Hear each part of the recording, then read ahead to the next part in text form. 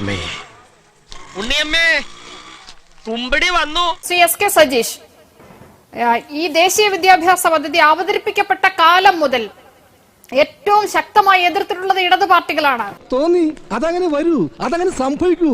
CPM-ന്റെ അന്തരിച്ച general secretary Shri Sitaram Yechury തന്നെ പ്രധാനമന്ത്രിക്ക് അയച്ച കത്തിൽ അതിനിശിതമായ വിമർശനങ്ങളാണ് ഈ ദേശീയ വിദ്യാഭ്യാസ പദ്ധതിയെ പറ്റി ഉയർത്തിയിട്ടുള്ളത്. അങ്ങനെ ഒരു പാർട്ടിയാണ് സ്വന്തം മുന്നണിയിലെ ഘടകകക്ഷികളോട് പോലും പറയാതെ, മന്ത്രിസഭ പോലും അറിയാതെ ദേശീയ വിദ്യാഭ്യാസ പദ്ധതി നടപ്പാക്കിക്കൊള്ളാം എന്ന് എഴുതി ഒപ്പിട്ട് കൊടുത്തത്. എന്തുകൊണ്ട് ഇത് മന്ത്രിസഭയെ അറിയിക്കുകയോ മുന്നണിയെ അറിയിക്കുകയോ ചെയ്തില്ല? ഉത്തരം പറ. ഈ പദ്ധതിയിൽ ആദ്യമായി ഒപ്പുവെച്ച കോൺഗ്രസ് ഭരിക്കുന്ന കാലത്ത് ഒപ്പുവെച്ചതായിരുന്നല്ലോ രാജസ്ഥാൻ. ആ രാജസ്ഥാനിലെ പാഠ്യപദ്ധതിയിൽ കോൺഗ്രസ് അന്ന് ചെയ്തത് ഈ പറഞ്ഞ രാവണനാണ് വിമാനം കണ്ടുപിടിച്ചതെന്ന് പഠിപ്പിച്ചോ? ഇപ്പോ കോൺഗ്രസ് ഭരിച്ചുകൊണ്ടിരിക്കുന്ന സംസ്ഥാനങ്ങളിൽ, കർണാടക ഉൾപ്പെടെയുള്ള സംസ്ഥാനങ്ങളിൽ ഇത് ഒപ്പുവെച്ചിട്ടുണ്ടല്ലോ. അതിന്റെ ഭാഗമായി അവിടുത്തെ പാഠ്യപദ്ധതിയിൽ ഇപ്പൊ രാവണനാണോ വിമാനം കണ്ടുപിടിച്ചിരിക്കുന്നത്? കേരളത്തിൽ മാത്രം വിമാനം കണ്ടുപിടിച്ചത് രാവണനായി പോകുമോ? കർണാടകത്തിലാവില്ലേ? രാജസ്ഥാനിലാവില്ലേ? ഗാന്ധിജിയുടെ കാര്യത്തിൽ വ്യത്യസ്തത ഈ പറഞ്ഞ സംസ്ഥാനങ്ങളിലുണ്ടോ? മുഖ്യമന്ത്രി ശ്രീ പിണറായി വിജയൻ SFI അഖിലേന്ത്യാ സമ്മേളനത്തിൽ നടത്തിയ പ്രസംഗമുണ്ട്. ആ പ്രസംഗം ഇപ്പോഴും പ്രശസ്തമാണ്. എന്തുകൊണ്ടെന്നാൽ അദ്ദേഹം പറഞ്ഞ, താങ്കൾ ഉദ്ധരിച്ച വാചകം, NEP-യിലൂടെ ഒളിച്ചു കടത്താൻ വേണ്ടി ശ്രമിക്കുന്നത് സവർക്കറേയും ഗോൾവാൾക്കറേയും പഠിപ്പിക്കാനാണ്. എങ്ങനെയാണ്? നേരിട്ടല്ല, ഒളിച്ചു കടത്താനാണ് ശ്രമിക്കുന്നത്. എന്നിട്ട് സജീഷ്, ഇതെല്ലാം മുഖ്യമന്ത്രി പറഞ്ഞതാണ്, സമ്മതിച്ചു. ഞാൻ തുടക്കം മുതൽ ആവർത്തിച്ച് ചോദിക്കുന്ന ചോദ്യത്തിൽ ഒഴിഞ്ഞു മാറുകയാണ്. എന്തുകൊണ്ട് ദേശീയ വിദ്യാഭ്യാസ പദ്ധതി ഷോക്കേസ് ചെയ്യുന്ന പദ്ധതിയായിട്ടുള്ള PM ശ്രീയിൽ ഒപ്പിടുമ്പോൾ അത് മന്ത്രിസഭയെയോ മുന്നണിയെയോ അറിയിച്ചില്ല? 2022 ഒക്ടോബർ 12-നാണ് യൂണിയൻ സർക്കാർ, സംസ്ഥാന സർക്കാർക്ക് ഒരു കത്ത് നൽകുന്നത്. ആ കത്ത് കേന്ദ്രാവിഷ്കൃത പദ്ധതിയായ SSK ഇനി മുതൽ NEP-യുടെ ഈ പറഞ്ഞ പുതിയ പാഠ്യപദ്ധതിയുടെ ഭാഗമായി വരും. അതിന്റെ ഭാഗമായി NEP-യുടെ 86 നിർദ്ദേശങ്ങൾ വെച്ച ഈ കോടികൾ ലഭിക്കില്ല എന്നുള്ളതാണ് പലരും പ്രചരിപ്പിക്കുന്നത്. എന്നാൽ ഇവിടെ കേന്ദ്ര വിദ്യാഭ്യാസ മന്ത്രി തന്നെ ആ പണം അറിയിച്ചില്ല. അതെ, അത് തന്നെയാണ് ഞാൻ പറഞ്ഞു വരുന്നത്. ഇപ്പൊ വിദ്യാഭ്യാസ മന്ത്രി തന്നെ, കേന്ദ്ര വിദ്യാഭ്യാസ മന്ത്രി തന്നെ നമുക്ക് തടഞ്ഞു വെച്ച ഈ പണമെല്ലാം ലഭിക്കും എന്ന് ഉത്തരവാദിത്വത്തോടു കൂടി പറയുകയും ചെയ്യുന്ന സാഹചര്യം ഉണ്ടായിട്ടുണ്ട്.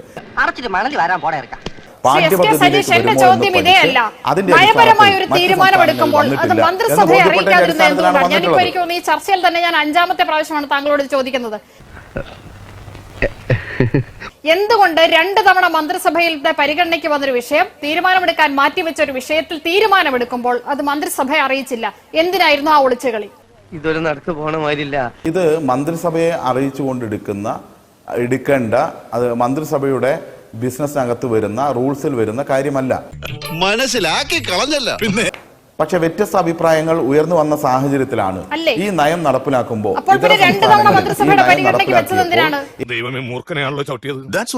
ആശങ്ക പോലെ NCERTക്ക് ഇടപെടാൻ വേണ്ടി കഴിയും. ഇങ്ങനെ പോയാൽ സംഗതി കുഴയും.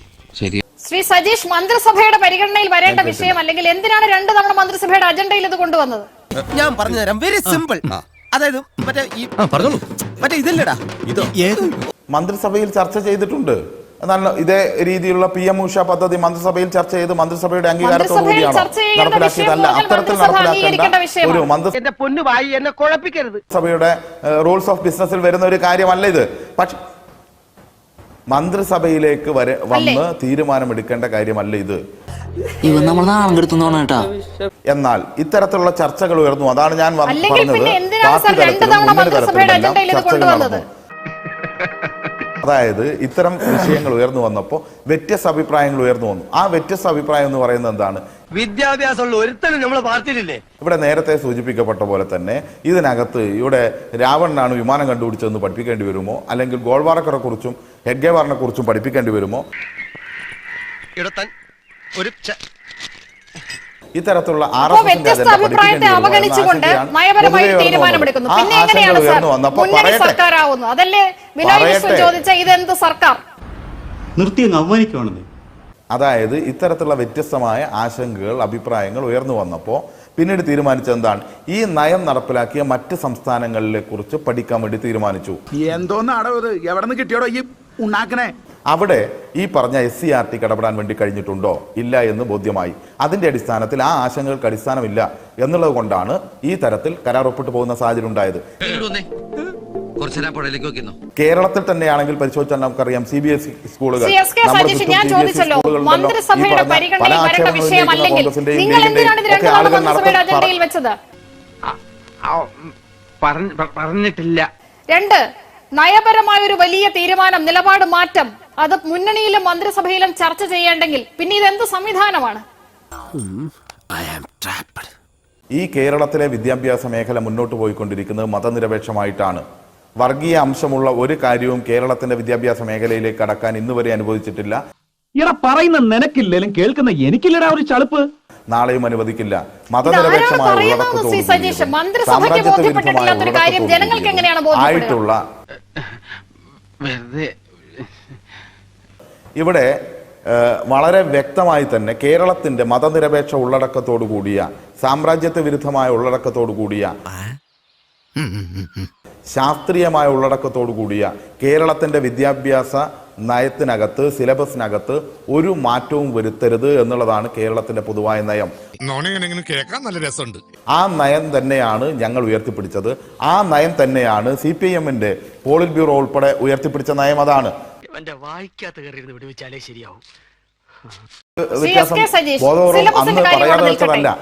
സിലബസിനകത്തേക്ക് കടന്നു വരാൻ വേണ്ടി കഴിയില്ല എന്നുള്ളത് എല്ലാം തന്നെ വായിച്ചിട്ടുണ്ട് ദേശീയ വിദ്യാഭ്യാസ പദ്ധതിയുമായി ബന്ധപ്പെട്ട്. അതിൽ നിന്ന് ഞാൻ മനസ്സിലാക്കിയിട്ടുള്ളത് കരിക്കുലത്തിന്റെ കാര്യത്തിൽ മാത്രമല്ല ദേശീയ വിദ്യാഭ്യാസ പദ്ധതിയോട് CPM-ന് എതിർപ്പുള്ളത്. അപ്പൊ ഇപ്പൊ അതെല്ലാം മാറിയോ? നിഷയുടെ ഒരു കാര്യം ചോദിച്ചോട്ടെ, നിഷ എന്തെങ്കിലും അംഗീകരിക്കും എന്ന് ഞാൻ കരുതണമെന്നാണോ? നിഷ എന്തെങ്കിലും അംഗീകരിക്കുമെന്ന് കരുതണമെന്നാണോ? നിനക്ക് പറ്റൂലേ, കളഞ്ഞിട്ട് പോടേ. നമ്മൾ എത്ര കാലമായി ചർച്ചയിൽ ഇരിക്കാൻ തുടങ്ങിയിട്ട് ഞങ്ങൾ പറയുന്ന ഏതെങ്കിലും ഒരു പോയിന്റ് ഇന്ന് വരെ നിഷ അംഗീകരിച്ചിട്ടുണ്ടോ? ഒരിക്കലും അംഗീകരിക്കില്ല. നിഷ അത് അംഗീകരിക്കില്ല എന്ന ധാരണയിൽ തന്നെ ഞാൻ പറയട്ടെ, നിഷ അംഗീകരിക്കണം എനിക്ക് നിർബന്ധമില്ല. പക്ഷെ പറയാനുള്ള അവകാശം നിഷേധിക്കല്ലേ? ഇത്രയും വലിയ ഗതികെട്ടവൻ ഈ ലോകത്ത് വേറെ ആരെങ്കിലും ഉണ്ടാവും എന്റെ കർത്താവേ? അതുകൊണ്ട് തമിഴ്നാടിന്റെ കേസ് കേരളത്തിന്റെ ആവശ്യമല്ല.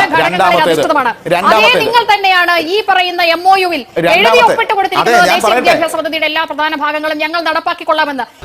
ഇങ്ങനെ നാറാനൊരു ചങ്കൂറ്റം വേണം കേട്ടാ. ഇതാണ് വസ്തുത. മന്ത്രിസഭയെ അറിയിക്കുന്നില്ല, മുന്നണിയിൽ ചർച്ച ചെയ്യുന്നില്ല, രഹസ്യമായി പോയി ഒപ്പിട്ട് കൊടുക്കുകയാണ്.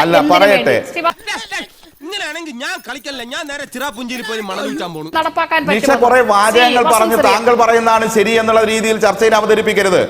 അതൊരു അവതാരയ്ക്ക് ചേർന്ന രീതിയല്ല. അല്ല നിഷ എന്റെ വേളാങ്കണ്ണി മാതാവേ, ഇവന് കുറച്ചു ബുദ്ധി ഉണ്ടായിരുന്നെങ്കിൽ മന്ദബുദ്ധി എന്നെങ്കിലും വിളിക്കായിരുന്നു. അതും ഇല്ലാതായി. കുറെ സ്റ്റേറ്റ്മെന്റ് നടത്തി ആ സ്റ്റേറ്റ്മെന്റ് ശരി എന്നുള്ള രീതിയിൽ അവതരിപ്പിക്കരുത്. അത് നിഷയുടെ അഭിപ്രായം മാത്രമാണ്. വസ്തുതകൾ പരിശോധിക്കാൻ വേണ്ടി തയ്യാറാകണം. ഇനി അങ്ങനെയെങ്കിൽ നിഷ ഒറ്റ വാചകം ഞാൻ ആൾക്ക് തീരെ വിദ്യാഭ്യാസം വിവരമൊന്നും ഇല്ലേ? വിഡ്ഢിത്തിരെ പറയുള്ളൂ.